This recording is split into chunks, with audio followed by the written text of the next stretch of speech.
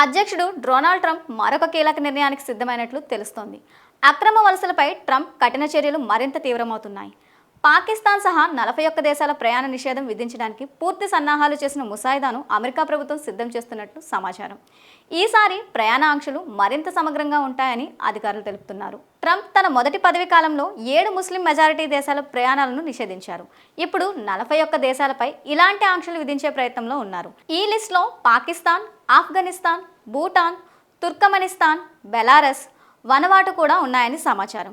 అంతకుముందు పాకిస్తాన్ విదేశాంగ మంత్రిత్వ శాఖ ప్రయాణ నిషేధ వార్తలను ఊహలగానాలుగా కొట్టిపారేసింది. పాకిస్తాన్కు అటువంటి ఆంక్షల గురించి ఎటువంటి అధికారిక సూచనలు అందలేదని చెప్పేసింది.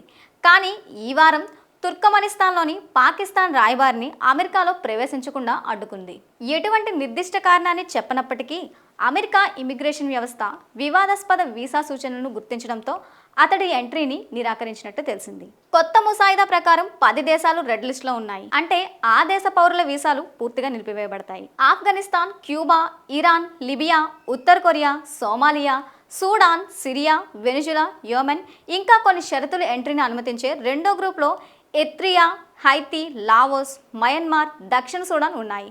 దీంతో ఈ దేశాలకు సంబంధించిన పర్యాటక, విద్యార్థి వీసాలు, వలస వీసాలపై చాలా ప్రభావం చూపే అవకాశం ఉందని తెలుస్తోంది.